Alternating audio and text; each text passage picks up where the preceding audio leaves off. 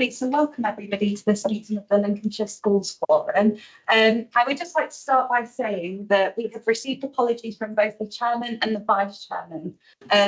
We have provision in our constitution to allow for a chairman to be appointed for this meeting only. We've had Michelle kindly agree to doing so. However, I'm wondering if anybody in the room would like to do it. If not, I'm able to support Michelle in her chairing remotely. But if anybody here would like to volunteer. Michelle, it looks like it's you. Yeah. That's not a problem at all. I'll collate requests to speak and send them through to Michelle as and when.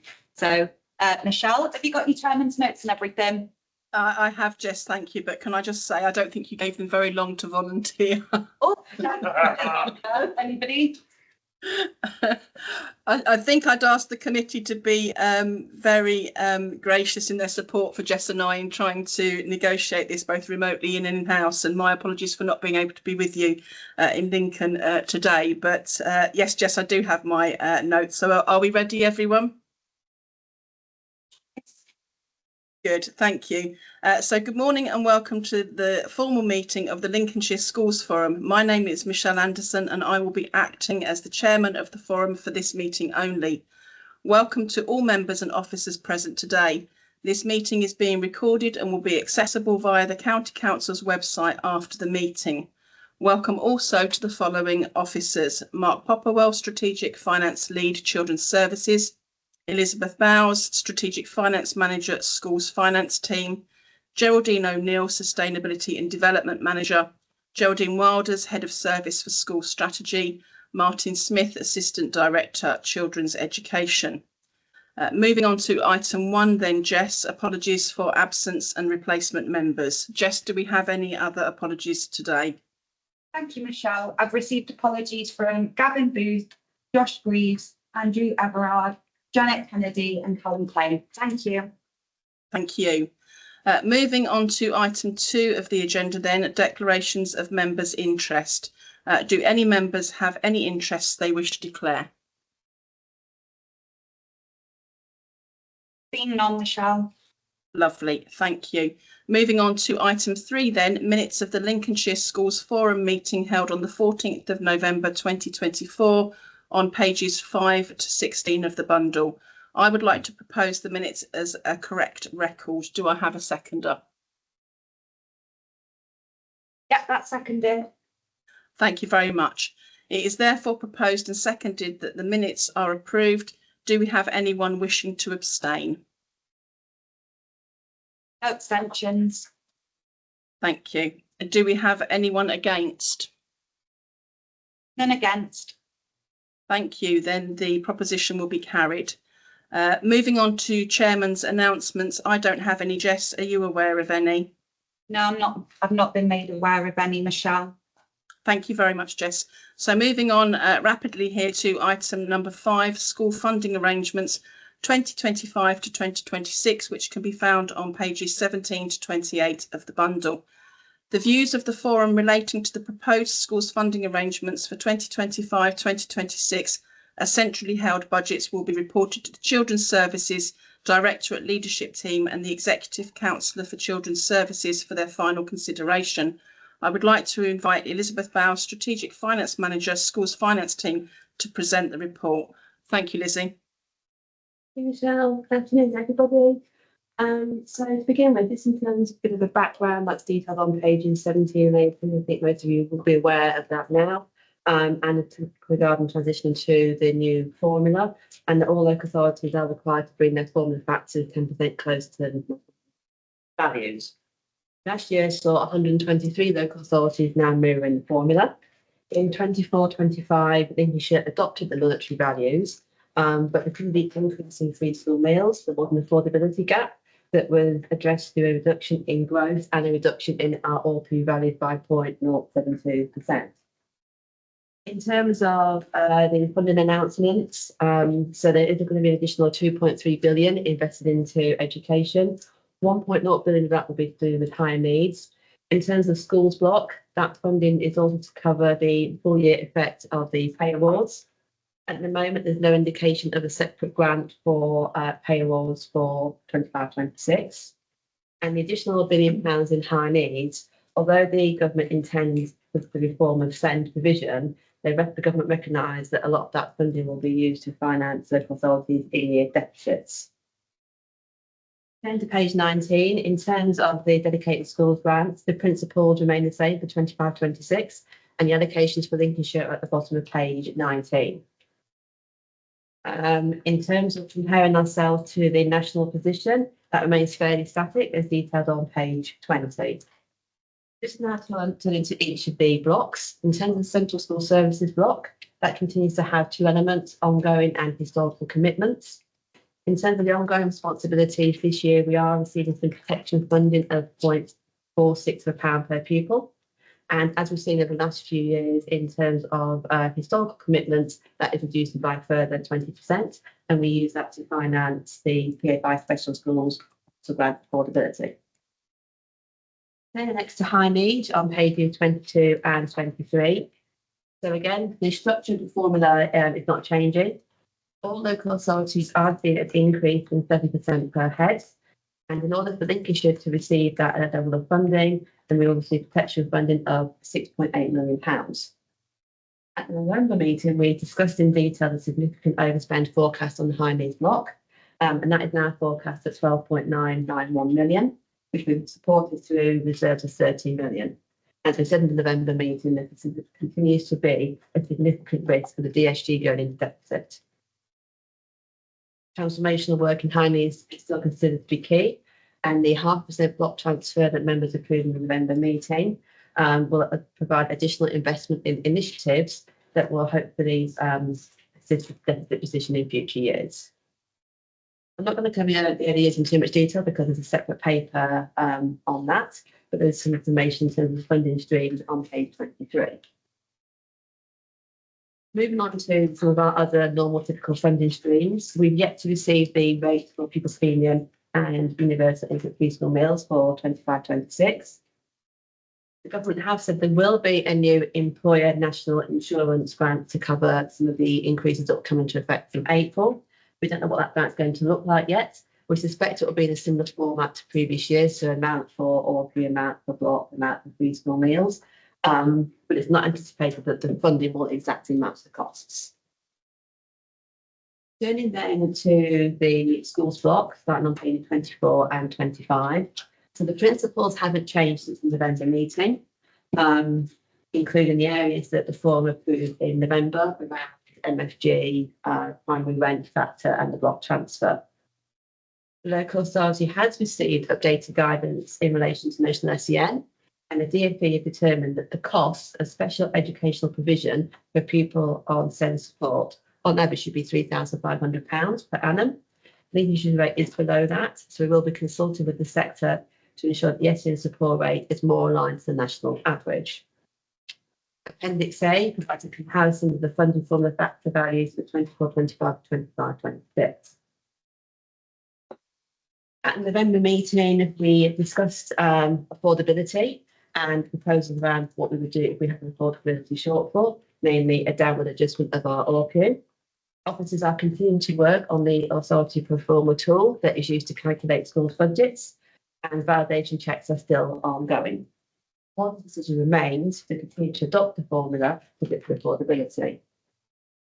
Based on the work that has been completed so far, it looks like we have an affordability gap of about £1.897 million. And steps to address that will be twofold: a reduction in our growth for the enrolled budget from 1.784 million to 0.984 million. Therefore, freeing just over £800,000 that can be used towards financing the schools block.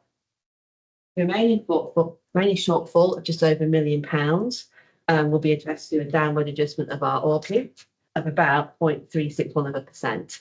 That equates to about £13.89 ORQ in the primary sector, £19.57 for key stage 3 and £22.07 for key stage 4.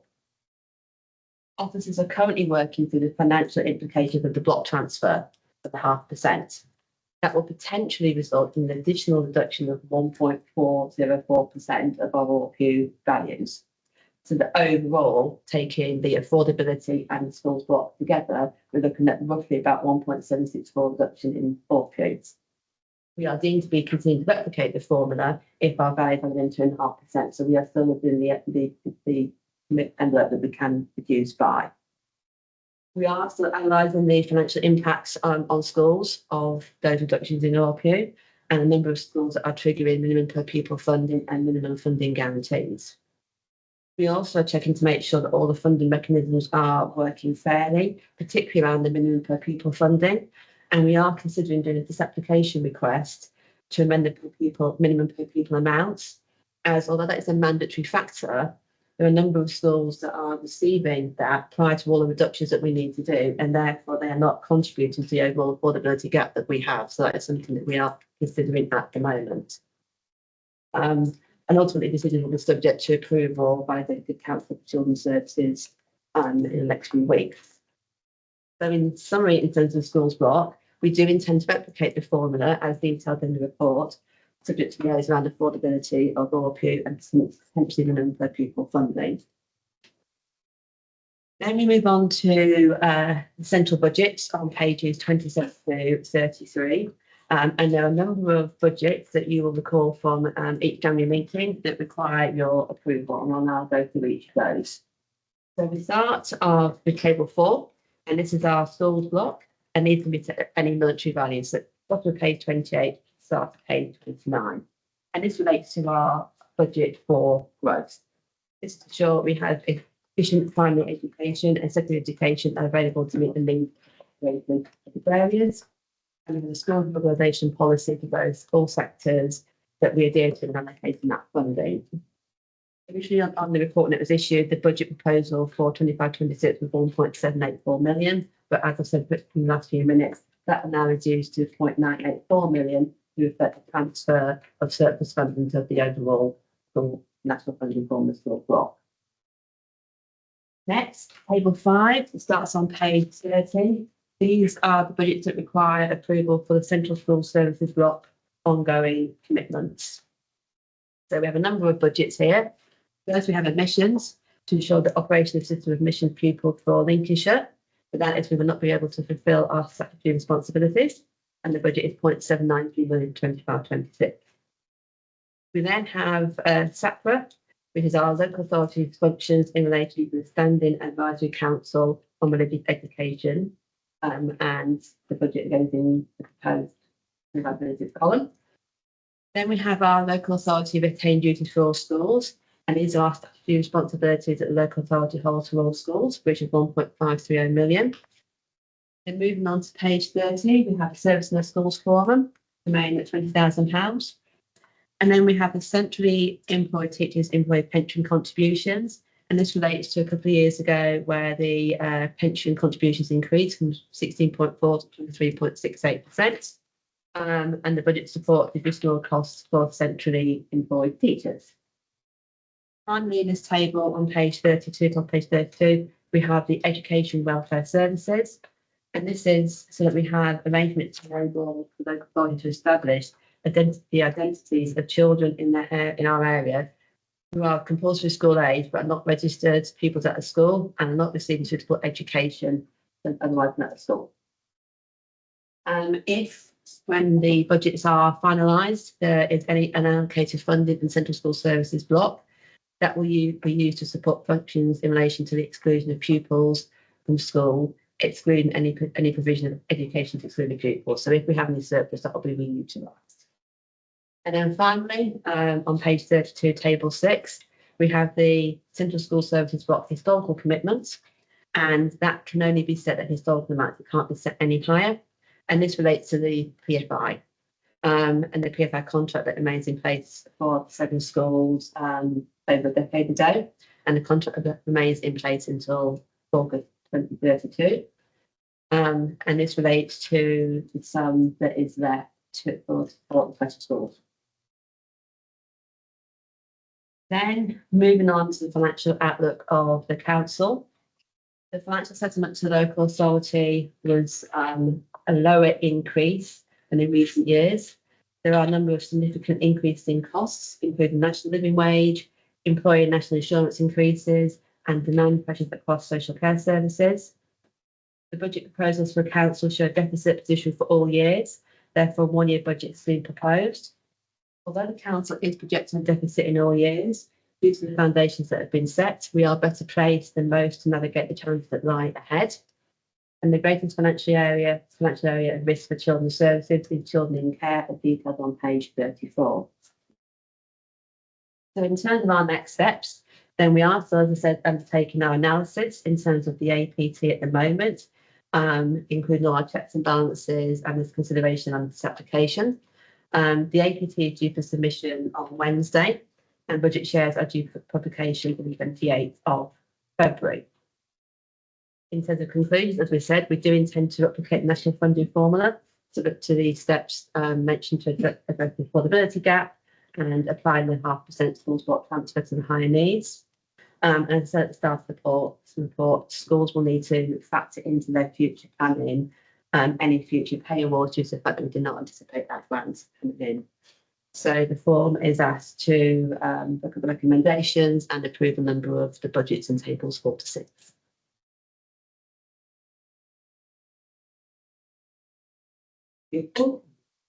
Michelle. Sorry. Thank you, Lizzie, for that very comprehensive report. Can I ask panel members if they have any questions, please?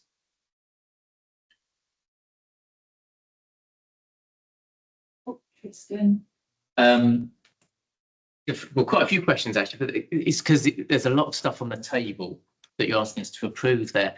Some of them seem within policy, though. Is that correct? That from what you're saying? Yeah, these are That there are commitments actually we're asked to approve, but that's within the current policy of the authority. so there's a requirement within the schools and early years financial regulations whereby we can code those type of costs into the central services blocks. That's one element of it. And then there's also, as you say, so therefore at which the roles and responsibilities of the forum have been assigned that duty. And then there's also the element of where we, such as the PFI, is where we've entered into a contract back. And we're locked into it anyway. Yeah. To 2001. That's And right. there's agreements and contracts in place. Yeah. So I just want to be a bit of clarity over which of those elements are outside of policy then, or outside of historic agreements. Yeah, so the only historic agreement that's in there is relating to PFI. So prior to that, there was broadband as well. Obviously, that contract is now expired, and obviously then it's schools to meet those costs.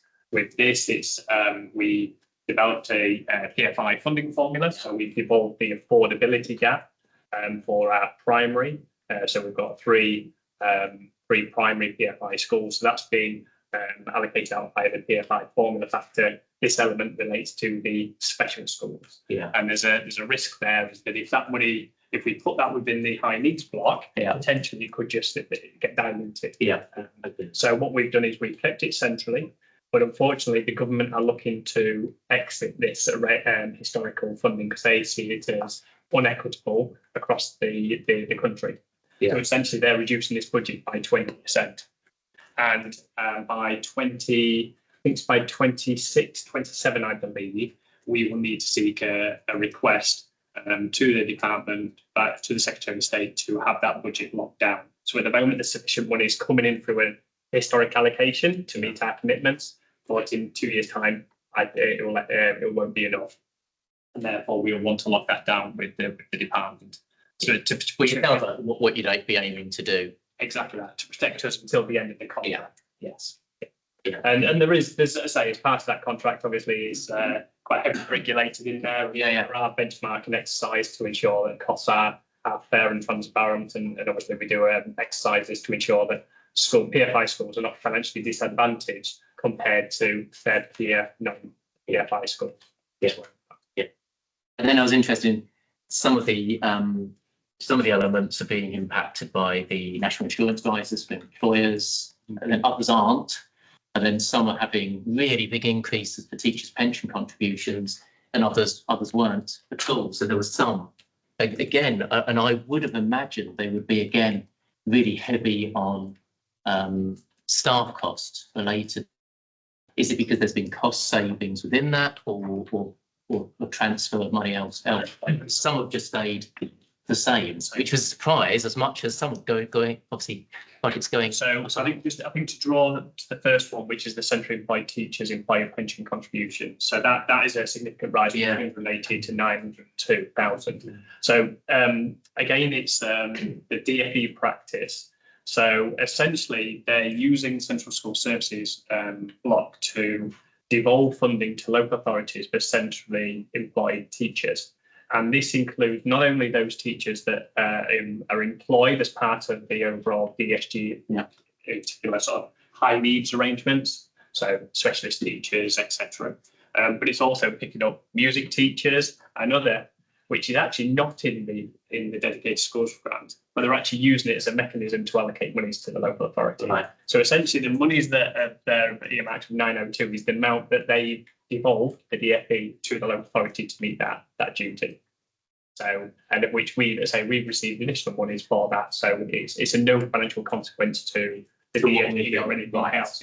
It's merely this is the amount that we've been allocated, and now we've then got to devolve that out. Some of it will go to high needs, some of it will actually go to council activities such as the music service, where predominantly this amount is supporting.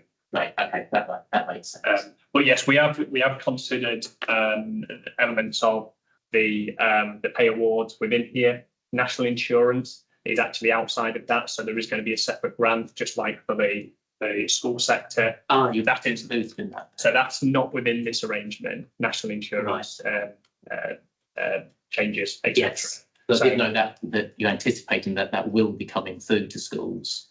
That's right. So as part of this funding settlement, that isn't included at the moment. So we've obviously, as Lizzie outlined, we've been informed that there is going to be a separate grant. Yeah. It will be allocated to all schools, but of which at this moment in time there hasn't been confirmation of what that amount is, nor the monetary amount which will be coming out of schools.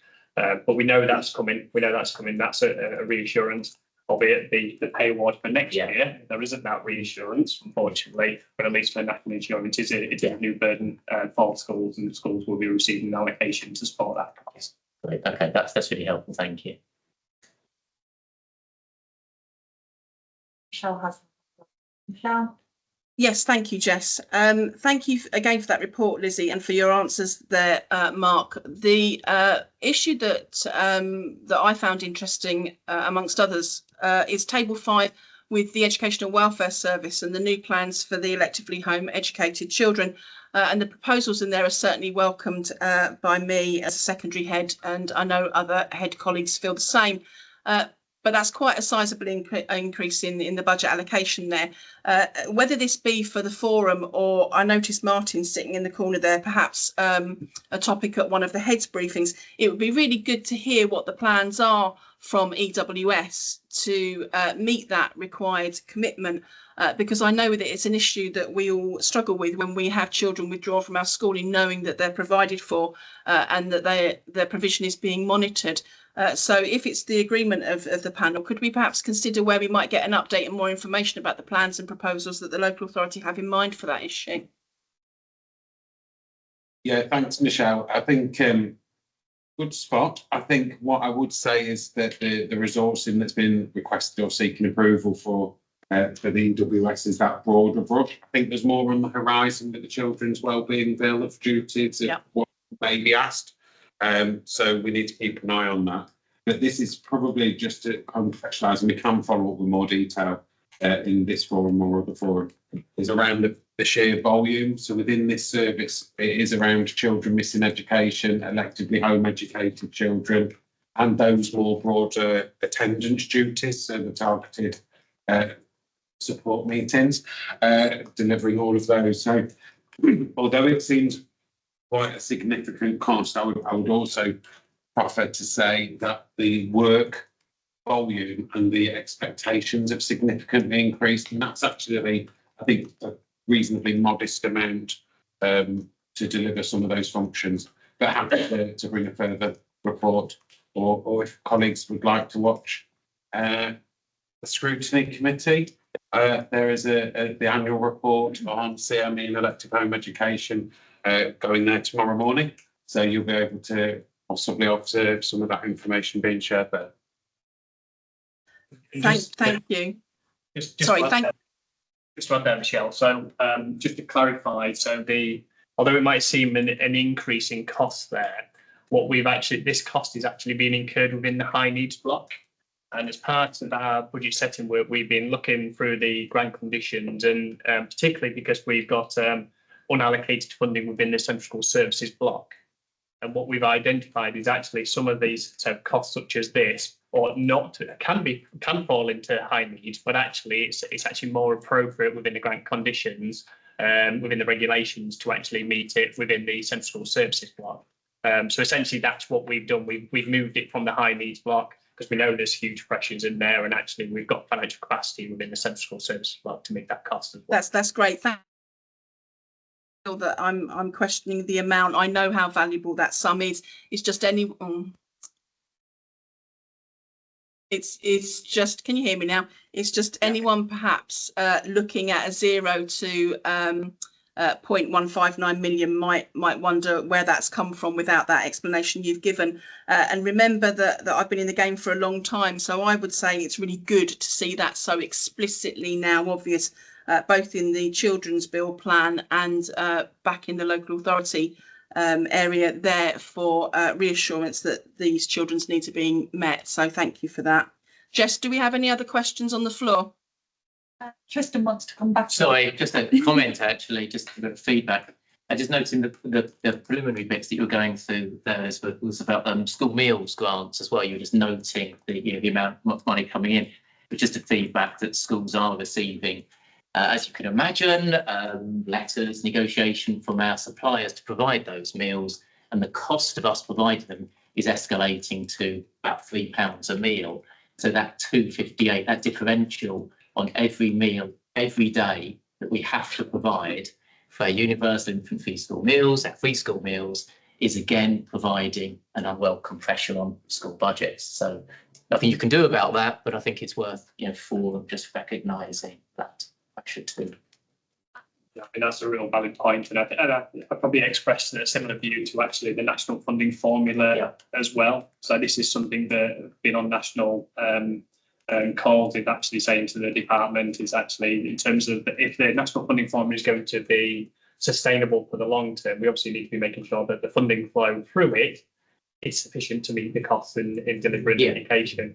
And obviously Treasury is setting this is the allocation for education, and then essentially the national funding formula is using that as the basis for distribution, but we're really testing out, well, actually, is that enough? What we're seeing here is obviously a really tighten up with the fiscal policy for schools funding. And this is what we're seeing in terms of that financial modelling. So an affordability gap, because they're using prior pupil-led information, and what we are seeing is an increase in preschool meals, increase in prior attainments, etc., which is then creating this gap. We're also then compounding the issue from the school block transfer as well, because of the high needs challenges. So we are really, and that's the sort of the financial analysis that we're doing at the moment to really see, okay, what is it like? Really, I'm getting to is when you do that modelling, I don't know whether you're taking into account, you're able to take into account the differential that is already pressured within the budgets there for schools, that there can't be an assumption that actually we get £2.58. That goes straight out on a meal. Actually, we're having to find that gap on top of that. And it's pence, but it's pence for every child every day that goes on top. The same with the gap with funding for SEND pupils, etc. as well. And it was just whether, you're modelling sophisticated enough to take that into account for schools, or just, able to wait for us to squeal when actually we just can't manage. We're certainly aware of. That's great. We're certainly aware of that, and in terms of our sort of particularly for maintained schools, our monitoring interventions, we're actually reviewing the medium-term financial plan, looking at year end reporting positions, so we can actually see those trajectories, and obviously with the tightening of the fiscal policy, added with this as well, it's going to be a challenging period for schools in terms of managing their budgets. But we do look at that. We also look at the whole Lincolnshire landscape in terms of academy as well. And then the sort of feedback that we are giving to central government that actually it is becoming really difficult here, and actually the funding allocations do need to be reviewed. and not only the quantum, but actually the mechanisms of the funding formula as well, particularly Lincolnshire being rural, making the sparsity factor. So there's a multitude of things within that. I mean, I think the government do recognise that probably the formula does need to be adapted and changed to try and support that. But obviously, it's competing departments, isn't it, for funding? Obviously. Yeah, that's fine. Leah, Thank you, Jen. I was just going to say, in terms of, and again, it's, you know, probably a wider discussion for here, but in terms of the continued pressures on the high needs block, we know, you know, as the report says, there's significant growth in demand, and it is putting significant demand on specialist provisions. We haven't got enough places to meet need. It's that ongoing circle, and we are doing lots and lots of work around that transformation. But just that reassurance that those discussions are still happening with central government around the pressures that we're experiencing and potential solutions in terms of funding moving forward. Yeah, that's right. Yes, yes, we are. We continue to sort of raise these things, and I think when we have our sort of regional meetings as well, where DFE representations are there, we try and sort of echo those points and report our financial challenges, particularly in the high needs. So we're on that the lower end of the curve, although our in-year deficits are quite significant and surprising in such a short period of time. Other local authorities are well beyond that and seeing quite significant growth and in a cumulative deficit on their DSG as well, which we're likely to head into that March position. So yes, we are doing that, and our colleagues are on sort of national working groups to try and shape and influence what these national reforms are likely to look like, and also on the funding side as well. Just chip in if that's okay. So I think really good question, Lee. I think it's a really complex system, as you well know, around what the system's now presenting us and where it's creeping to, and the cost that it's incurring. But Mark's absolutely right. I mean, I would suggest we utilise every contact and every opportunity to set out the strength and performance of Lincolnshire, because it functions and performs really well in terms of timescales, etc. Placements are a challenge, the finances are a challenge, and the finances are going to become more challenging over the next few years. So just this morning, I shared that with the DFE advisor.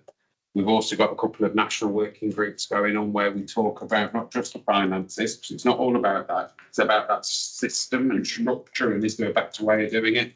And we're part of those debates and conversations around what if we did it like this? How did it look like that? Would that make a bigger difference and provide a better lived experience for children and young people and their families as well?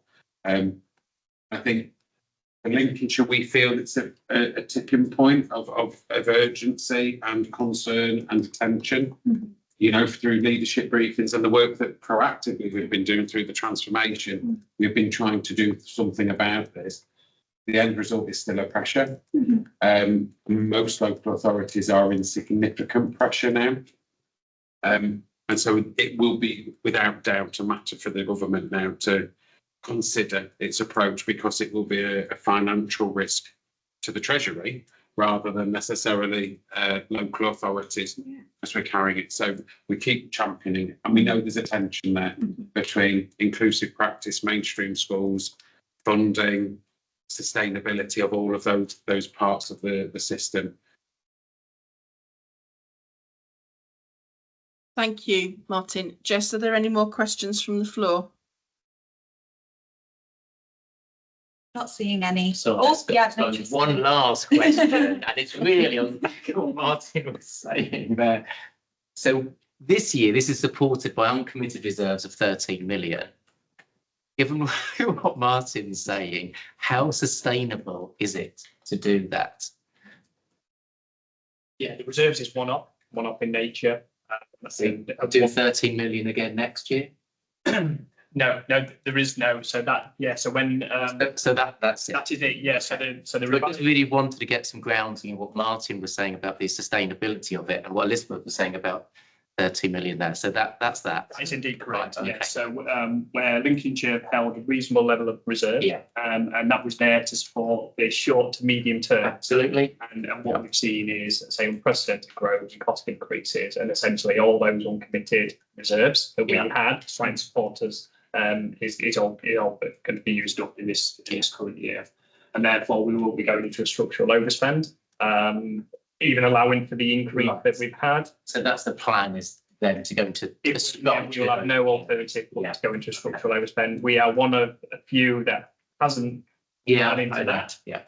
So it's disappointing from our perspective because we felt sound financial prudence and how we work with the sector and how it's all about prevention, inclusion, and sort of support services that we have. So it is disappointing from our perspective that going into this, and transformation has obviously been at the heart of everything. Yeah. But we need to do something different, and that's where the school block transfer obviously got supported in terms of those initiatives. But we do know they're not going to be impacts that are going to happen straight away, and therefore likely that yes, the cost will grow, but then hopefully in time we can manage that, subject to then any national change that's likely to take place. Right.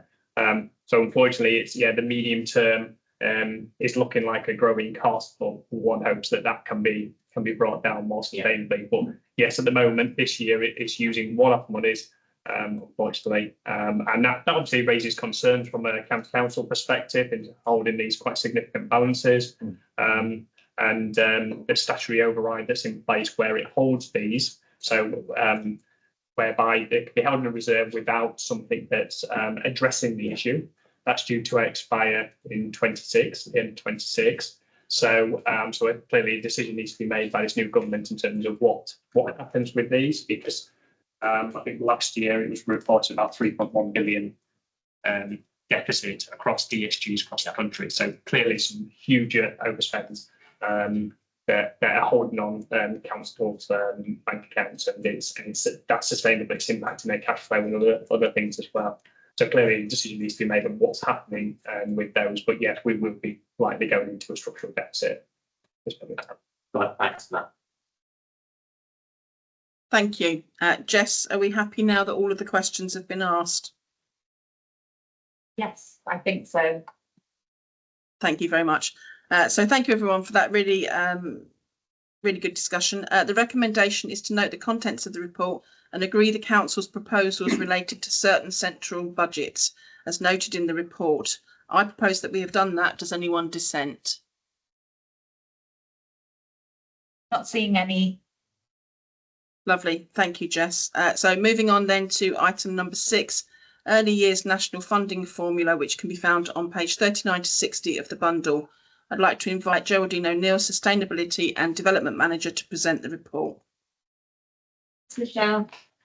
Yes, so as you say, this report provides a summary of the national funding formula and an update for you on the new early years entitlements as part of the childcare reforms that have started this financial year and will grow in the next financial year. So we've provided detail on the funding distributions for providers in Lincolnshire for 25-26. And we wish to seek school forum agreement for the proposals relating to the centrally retained budget.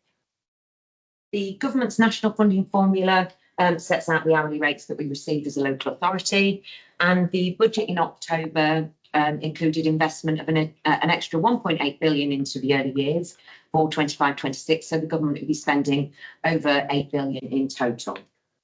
That will continue to support the rollout of the expanded entitlements, and we will see from September 2025 working families up to 30 hours of funded education for children over the age of 9 months up until children go to school. We've got 7 budgets in early years, and those are listed for you there on page 41. And that includes the new entitlements for both working families of 9-month-olds and the 2-year-olds. We have an established funding formula, as you know, for early years in Lincolnshire. And so we've continued to use that to determine the funding levels for providers for the next financial year. Lincolnshire is still one of the lowest funded counties in the country, largely due to the area cost adjustment that the government add into the national funding formula. We've provided the total funding levels for each of the entitlements within the report there so that you can see a detail of what that looks like for each of the funding streams. The key requirements have been outlined for you in the report, and that explains also our compliance through section 251 returns to the department. The report explains the theoretical model that we use in Lincolnshire to determine the local rate for providers. And we've also updated this to consider, obviously, the national living wage increases from April.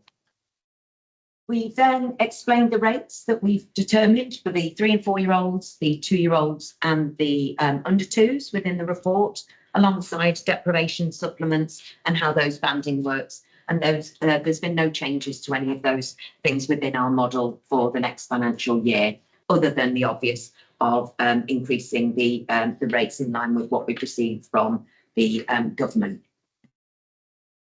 We will continue to apply deprivation supplementary funding for our 3 and 4 year old entitlements, as we are required to within the funding formula and the national guidance. And we'll also continue to have a deprivation factor that's linked to the 2-year-olds that are entitled to the disadvantaged funding. That's the 15-hour funding that we had in existence already, and we've done a cost uplift in line again with the national funding that we've received.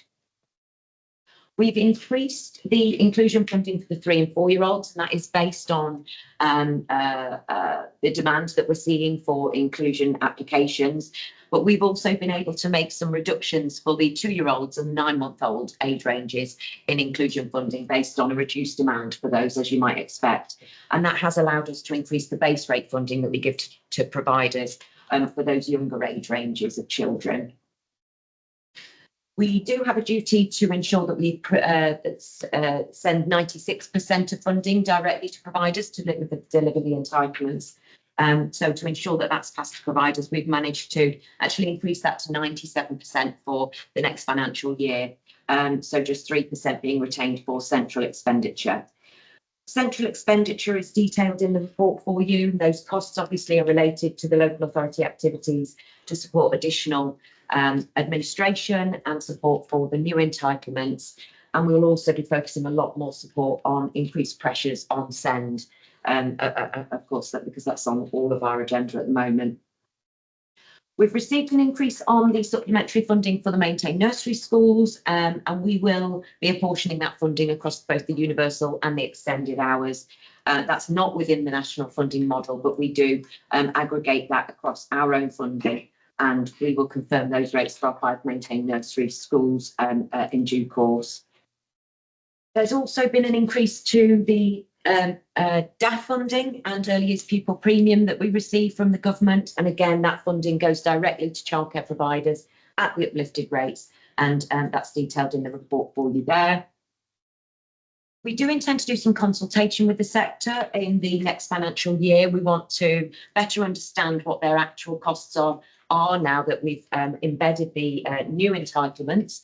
And obviously in the next year that will increase further. So again, we want to do some more consultation with them on what that looks like and what those cost pressures feel like for the sector. We are continuing our discussions with the department always to ensure that Lincolnshire receives a fair share of the early years funding. And we are required to publish our rates for early years ahead of usual this year on the 28th of February, but we are aiming, if possible, following school forum approval on centrally retained proposals, to get information out to childcare providers by the end of January if we can. We did that last year, and we think that really allows them more time to complete their own budget planning, so the earlier the better. And that's a summary of the report. So thank you, and you're asked to note the content and proposals for centrally retained funding to be agreed. Thank you. Thank you, Geraldine. Are there any questions from the floor, Jess?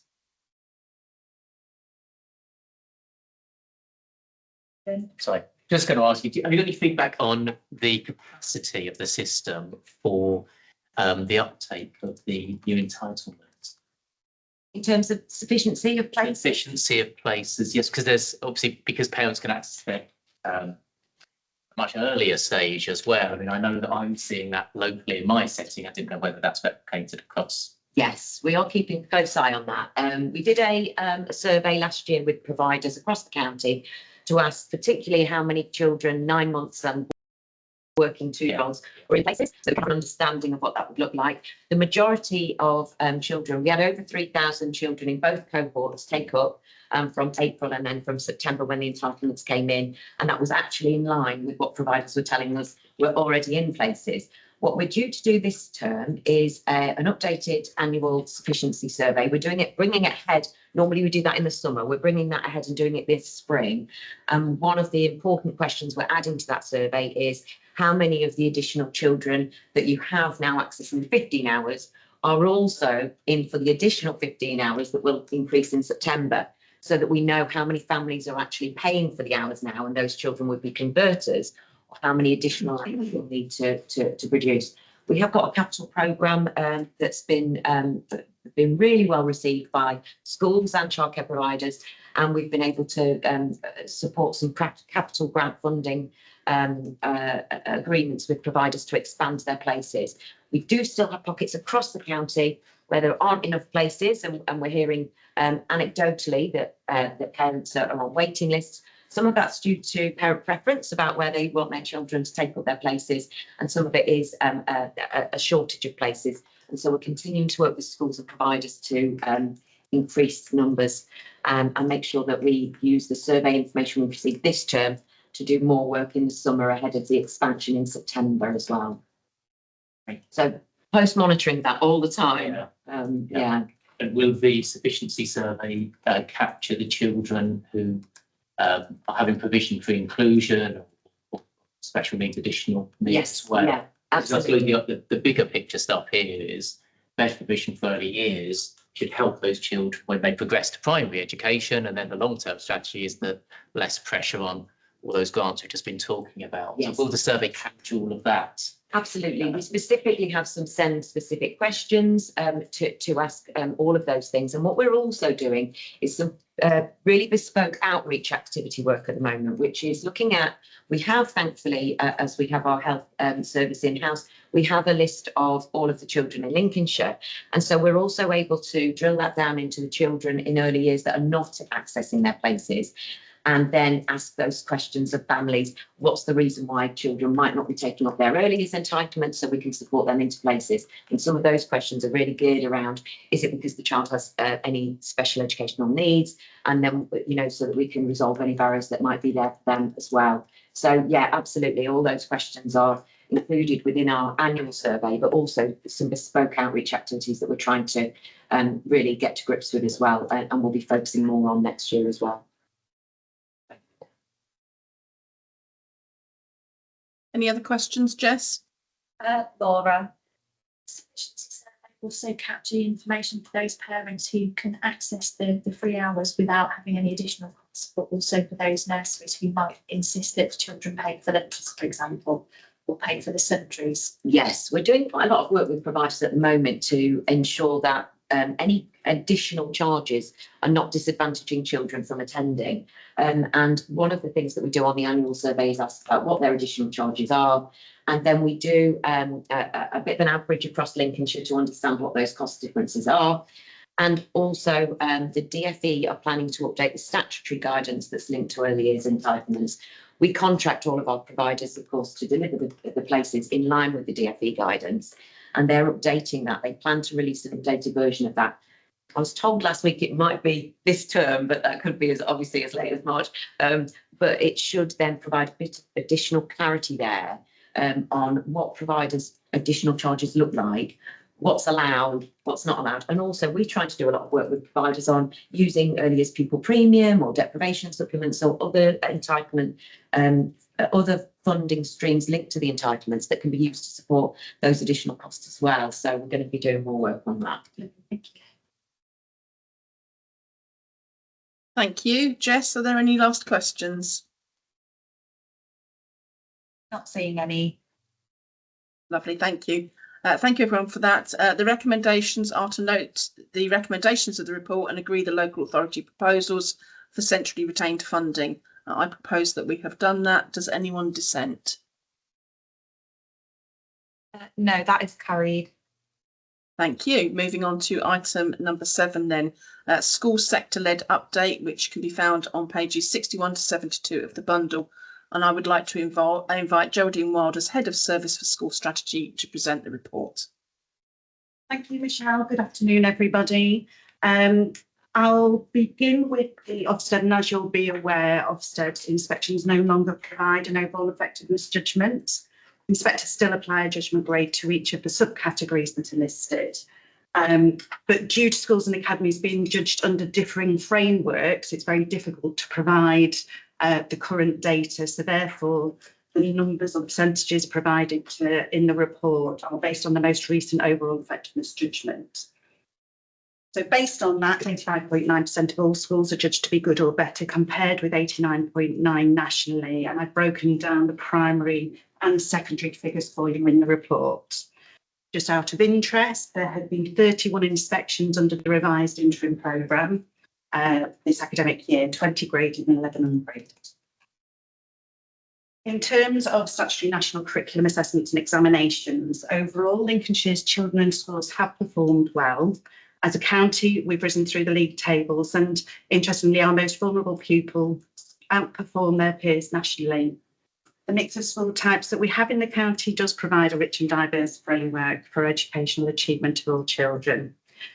The early years foundation was the level of development was certainly something to celebrate. Lincolnshire increased from 67.5% to 67.7% and is in line with the national average.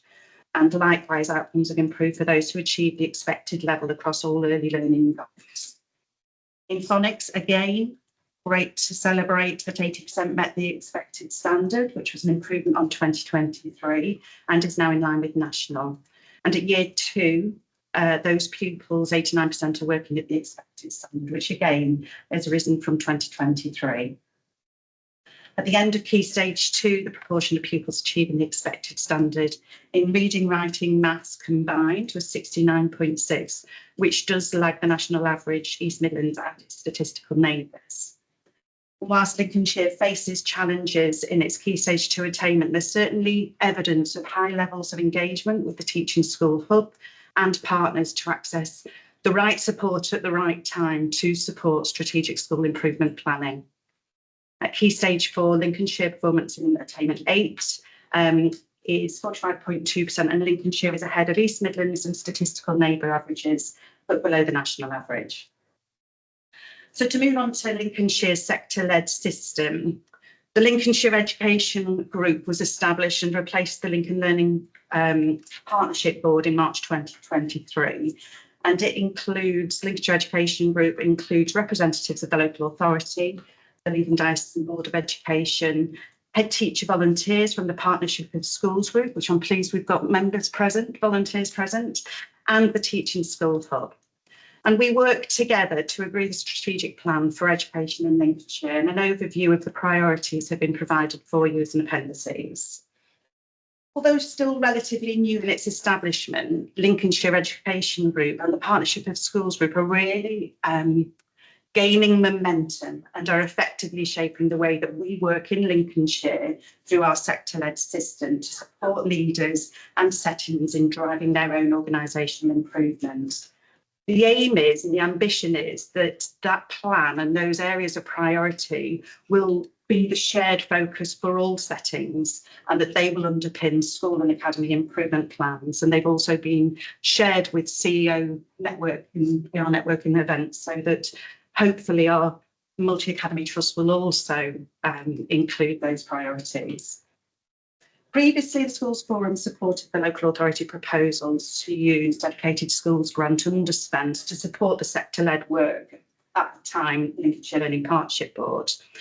And in November 22, LLPB agreed to allocate funds to implement projects which focused on leadership development, a locality-based project, the Gainsborough Aspiration Project, which Chris is involved in, and a SEND project, which concluded in the last academic year. With regard to the leadership project, it is recognised and acknowledged that leadership is fundamental to the success of the school. We all know that. The leadership project aims to inspire, develop, nurture and connect leaders across Lincolnshire so that we can add value to the already existing wealth of knowledge, skills and expertise.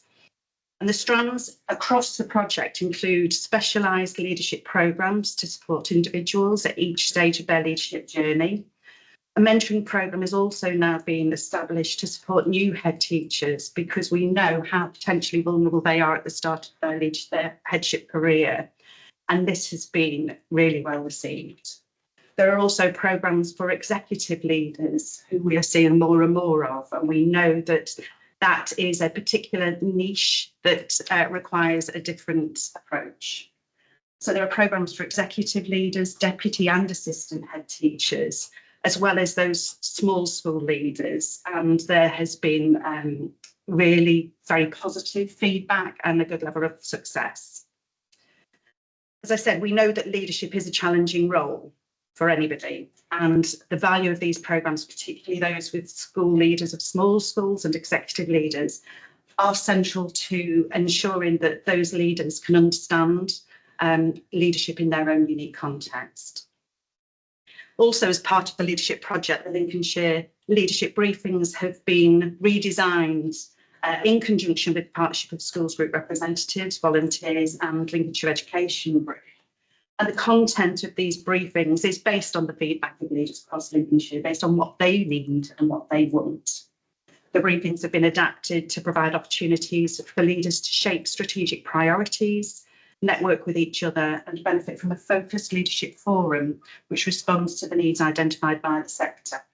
Interestingly, the spring briefing is going to focus on dissent. Across all of the leadership development programmes, the quantitative feedback has remained consistently positive, and this widespread positive response underscores the impact and value of the initiatives on leaders at all levels within the Lincolnshire education workforce.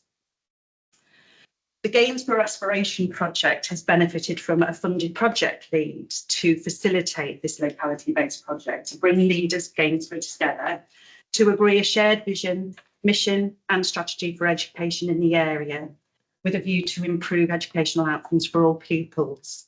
I've provided you with a list of further updates based on from the last report on each of the priority areas, and progress made is notable and directly impacts on children and families in the locality.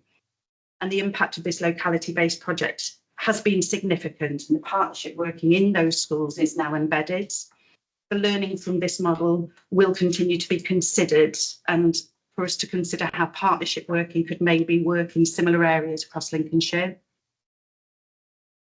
Lead Teaching School Hub continues to work strategically in partnership with the local authority and Lincolnshire Education Group to ensure joined up working and to respond to the needs of the sector. They engage with all partners to provide a single front door for access to the DFE programmes such as early careers teachers and national professional qualifications. But the Teaching School Hub is central in our sector-led school improvement arena, and they continue to consult and to respond to the needs of the sector and the local authority identified priorities. Engagement with the Teaching School Hub and Curriculum Hubs is very strong and is positively impacting on quality of education and outcomes for pupils in Lincolnshire. And some of these are quite notable when you read Ofsted reports. There is evidence that it is working the way we would expect it to work.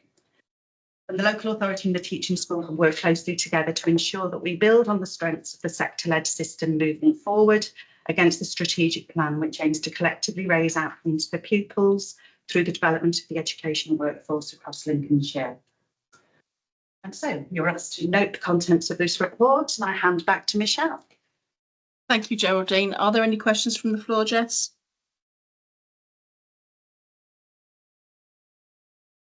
Not seeing any. Oh, okay. Well, I've got a couple of points I'd like to make. Thank you, Geraldine, for that really comprehensive report. Can I say that I miss you at the Partnership of Schools We miss meetings? you too, Michelle.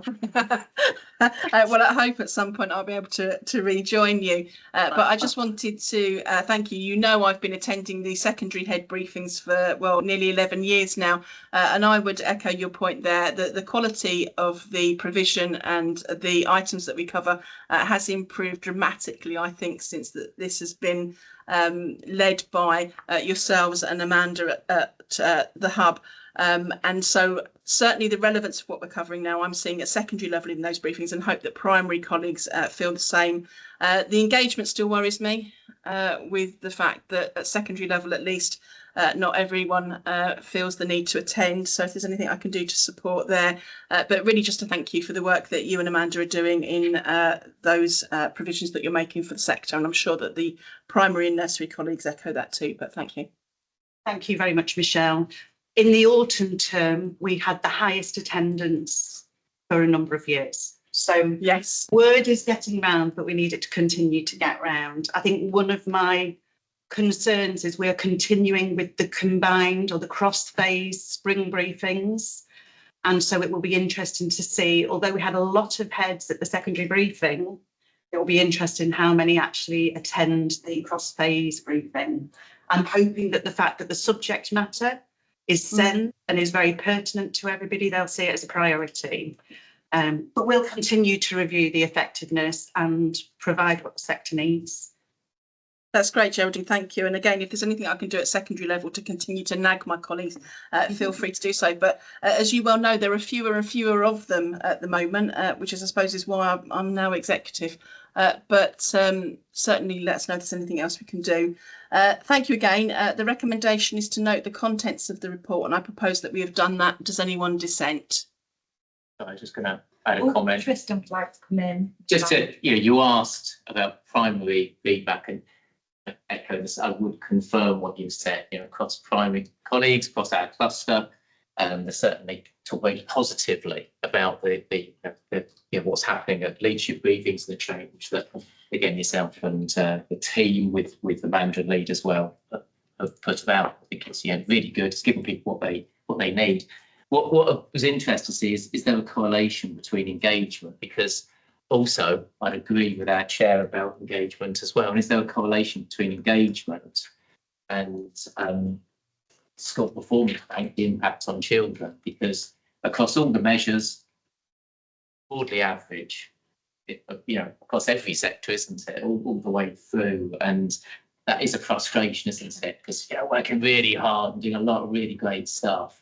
And I know a lot of this is kind of long-term stuff, but I've been attending those briefings even longer than our chair, and just to see that impactfulness is something that I'm really dying to see. So that would be one kind of comment that I'd sort of leave you with, and the other one is perhaps to look at the effectiveness of spend, because we've heard it many times through this meeting, and we know from our work with the leadership training that we deliver that it is the impact of teachers with children, and where your pound goes and getting the best bang for your buck there is going to make the most difference. I wonder if there was any move towards getting some work going with colleague heads about being really impactful there, especially because we've been challenged with more with less again. So just leaving those two thoughts there. Those, interestingly, the correlation between engagement and impact on Ofsted outcomes, and particularly data, is something that we've talked about and looked at briefly. I don't know if Matt has done anything more. I mean, I'm happy to, not as a formal report, but certainly over the years. It's twofold, really, Tristan. So there is a general trend where schools or academies, organisations become disconnected from that collaborative system. Generally, we do see them decline and something happen. What's also interesting is those schools or different pathways for schools where they've been in a really challenging place and disconnected, usually as soon as they've got to where they feel like they've been recognised as a good place, they've then re-engaged, and quite often express a bit of regret around not being engaged, because, as you know, through the style of the briefings now, that ability to share a problem, talk about a solution, or even get support on the table there and then through that sector-led approach, they recognise that they've missed that opportunity.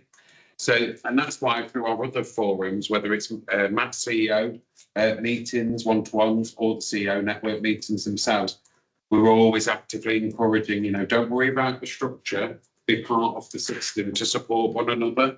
And I think our CEOs currently, a lot of them are new to CEOship, if that's a real word, I'm not sure. But they're in that role. And what we've seen is CEOs and groups of heads of school coming to the leadership briefings in other parts of the county. And I think that's been really powerful as well. So there is definitely a connection. Being isolated or shutting down, looking inwardly, doesn't always help that improvement journey, because whatever signs above the door, your system partners have a lot to offer each other in moving things forward. And it's much easier for the local authority to be able to comment on our maintained schools, because they're ones that we're going in regularly with the locality leads to be able to see. So to what extent has, for example, involvement in the SEND project last year, what are we seeing now? How is it improving practice, policy, procedures, etc., etc.?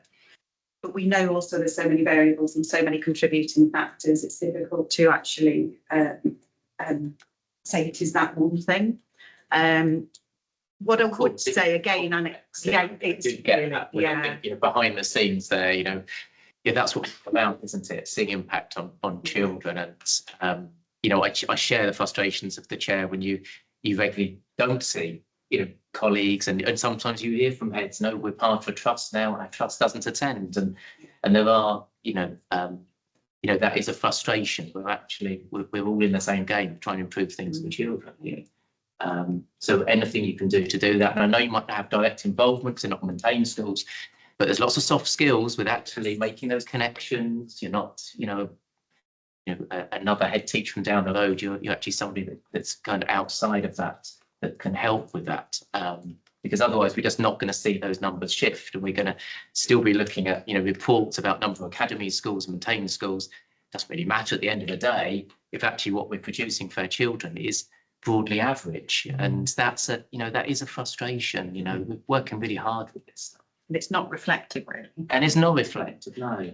So that there, and then my second point was really about the monetary side of it, and I think that would be beneficial for heads and leaders to have some time or some education within that about getting best value out of the limited resources that they've got, because that doesn't always appear on those agendas, and actually that would be just another way into looking at effective provision.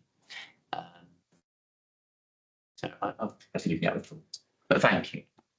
And just to come on that latter point, so I think the FBA are trying to get more involved on that side. Yeah. And you're seeing in this report about energy costs and actually having a central procured energy which schools can then buy into their own initiatives as well. So I think that side in terms of buying power licenses was another thing where they embarked on licenses a number of years ago. Their efforts funded out for central services, but so they have developed the model that we used to have and was allowed to, not allowed to do anymore. But like on broadband, we'll procure it for the sector, and we get buying power to then achieve much greater economies of scale. I think the department are trying to do that as well. But I'd also add about, I think, obviously with the tightening of the financial arrangements, it's that benchmarking is really key. So there is benchmarking tools to look at that. It's about looking creatively, isn't it? Have you got the optimum structured scenario planning? I think the role of leaders and governors is a real important part of that, ensuring that schools have plans in place to respond to potential future changes, pupil numbers, etc. as well. So yeah, it's twofold really. There's a lot of things going on. I think it's going to require a lot of creativity amongst schools to manage. If that feature more strongly goes leadership forums there, I think could be helpful. We've got a new head teachers as well as new CEOs, and most of our costs are staff, frankly, and and it's the energy cost. Appreciate absolutely what you're saying, but actually that is a locked-in cost, and improvements there are welcome. But actually, the vast majority is staffing, effectiveness of what you do, the appointments you make. If someone's not there, how do you cover them? It's all those kind of micro decisions you make, which actually just accumulate into, big overcosts, headroom for pressures on school budgets. And I think that head teachers, especially new head teachers, would really benefit from that kind of discussion, advice as well, and learning from each other. And in terms of the former point was about the investment that we've made. So that's time limited, isn't it? So This is the DSG underspend that we had at the time we earmarked sector-led for all these initiatives. Like you say, is that it's disappointing that it's still average where that investment has taken place. We've also done the de-delegation as well as an investment. Obviously, that's time limited and it will run out, and then it will be about how the sector evolves that. Yeah. So it'll be interesting to see how we sort of break into that space. Yeah, thank you. Thank you. Can I also come back there with the point that Geraldine and Martin were explaining about that general trend that you note with disengagement and then the Ofsted inspection outcomes? I don't think any of us would be surprised by that general trend that you're noting there, Martin, but that really saddens me because I think we've all seen it, haven't we, and perhaps even experienced it, that as a school or a provision goes into or starts to go into decline, often as a leader of that provision, there's the natural response to entrench and actually batten down the hatches, not engage, not go to meetings or share with colleagues the position that you're in, and not seek that support and collaboration that you might need. And that saddens me, and perhaps I'm sure it does everyone, but within all of the provision that we've talked about today and also talk about through the leadership meetings, it's not just those new heads or provision leaders or new CEOs, for example, that need the support. We all do. And I know that I'm preaching to the converted and stating the obvious, but I think it's important through those briefings that we recognise that, as Tristan said, there are a number of day-to-day decisions that we're making as heads that we perhaps don't always have to make on our own. Martin knows what I'm about to say now, that I work with 4 other secondary heads that are geographically close in location to me, and they are and have become such an important support mechanism for me, both on those general sort of small scale issues. How are we going to deal with this aspect of shared maternity leave, or what am I going to do about this person that's off for their second tranche of long-term absence? It's that support mechanism as well as sharing possible strategies for support. And I think that's also what we've seen, Geraldine, through the shift in the leadership briefings at secondary level, that you're giving us time now to network rather than go to the meetings and just have information being given to us. That networking, I think, is incredibly important.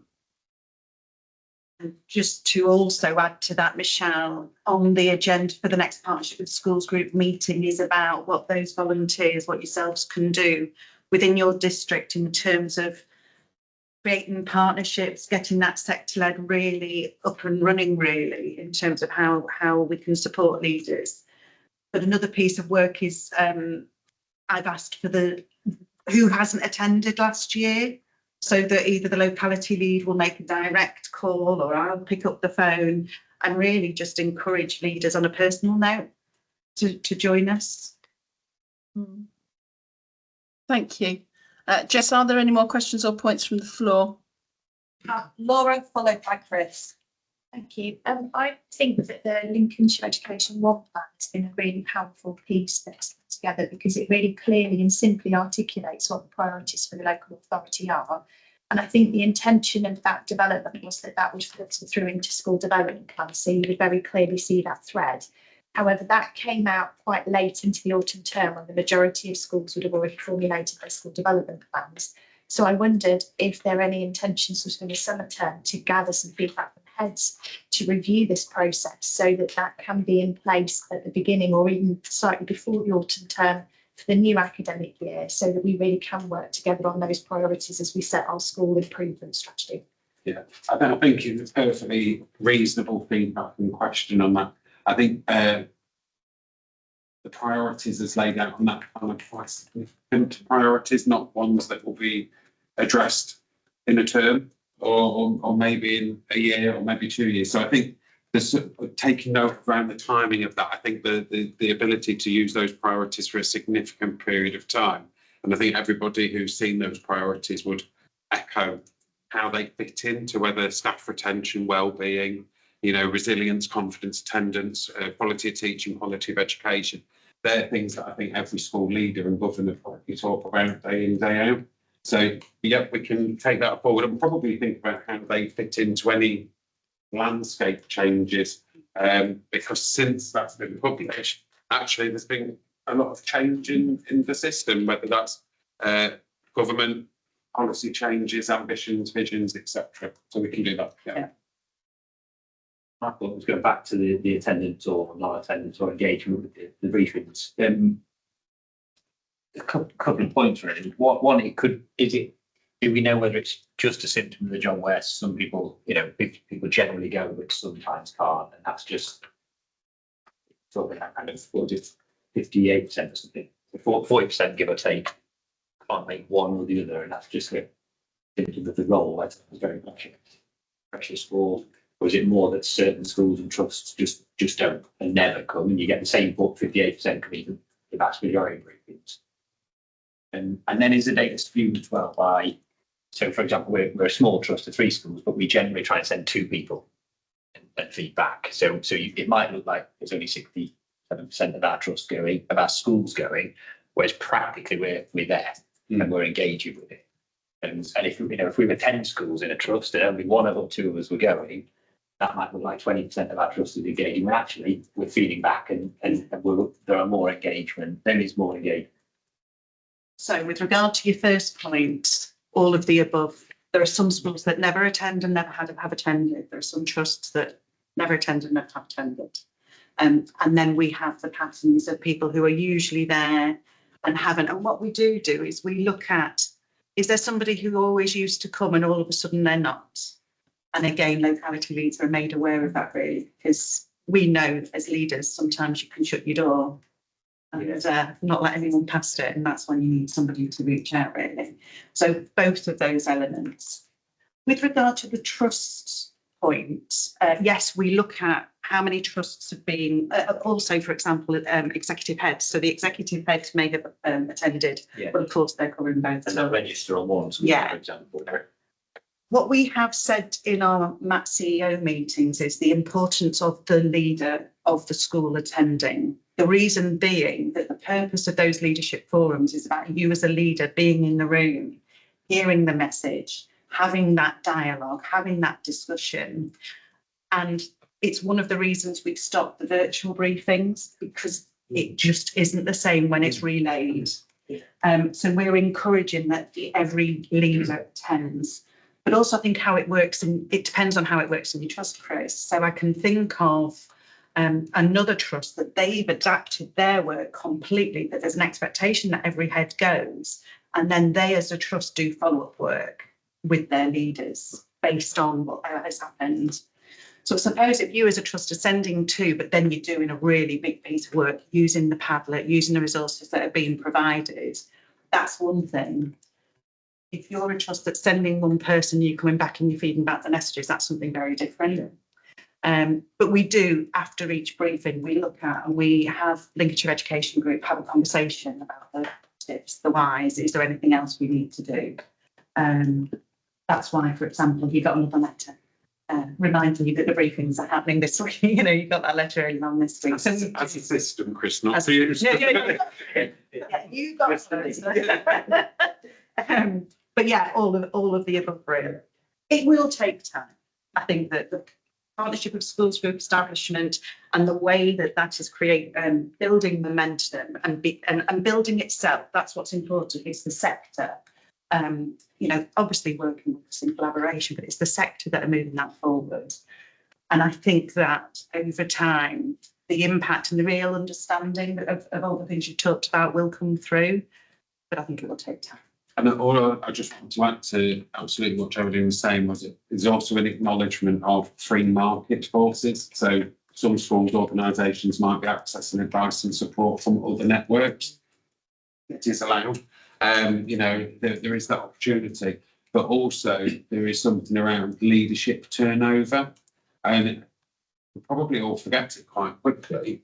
But I remember going into my first leadership briefing as a new head teacher, and it was at the Lincoln Bentley where there's about 140 people. It's quite intimidating and whatnot. But we've done a lot of work over the last 4 years, actually, 5 years, where although not statutory duty, we still do it. We offer a welcome to Lincolnshire meeting for any new head teachers, like Geraldine says, around a mentor, but also saying to them, you must come to the briefings, not because it's a local authority expectation.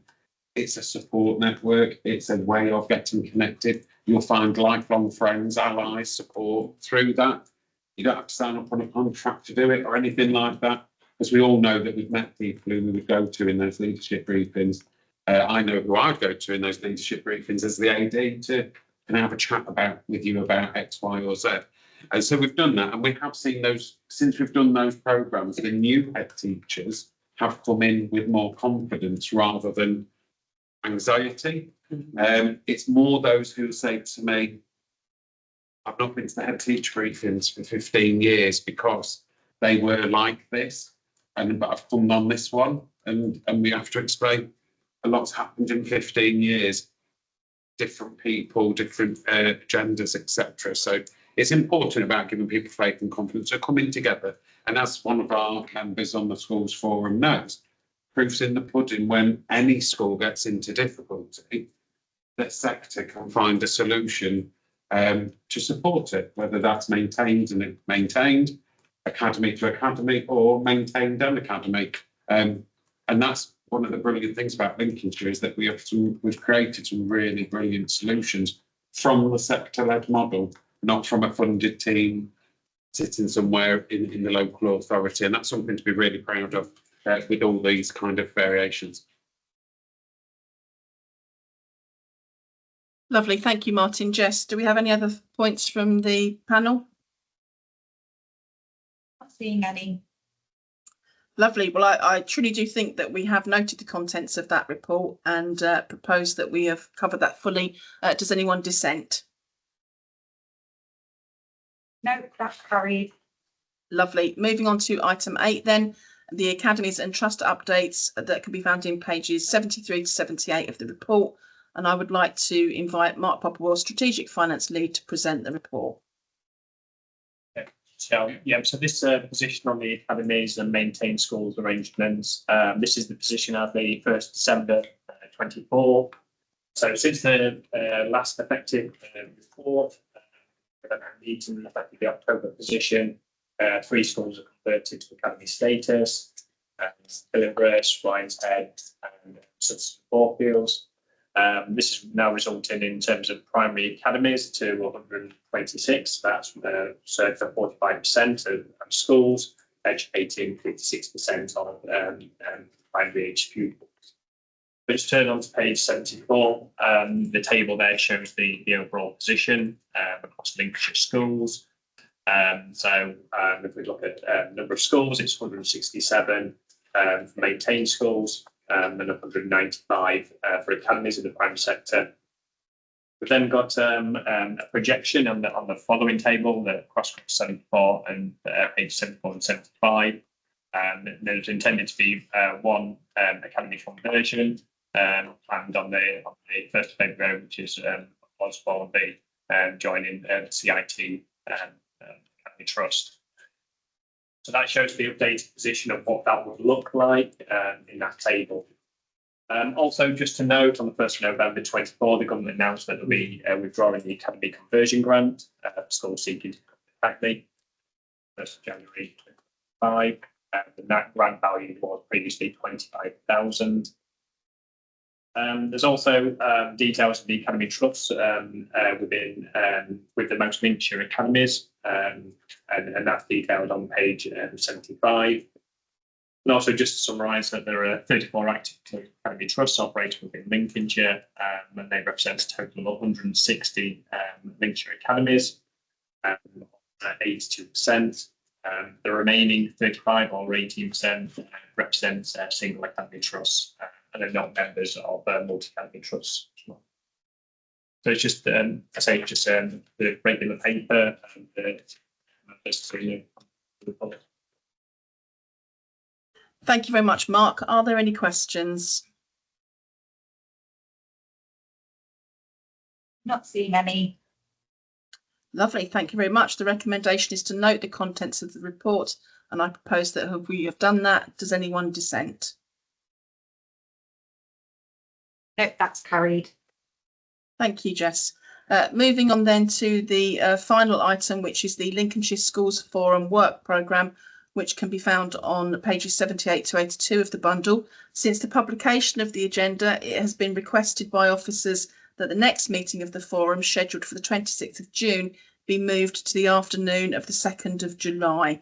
Does anyone dissent to that proposal? Not seeing anything, but obviously I'll give it time until people check their calendars and things like that before I book anything. Thank you, Jess. That now concludes the business of the meeting. Thank you everyone for your attendance and for your patience in the remote chairmanship of today's meeting.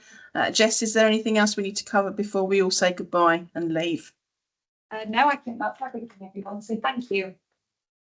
Lovely. Thank you very much, everyone. Really appreciated.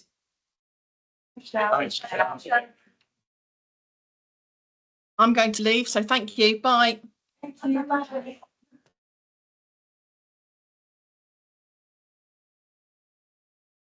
That's a good call.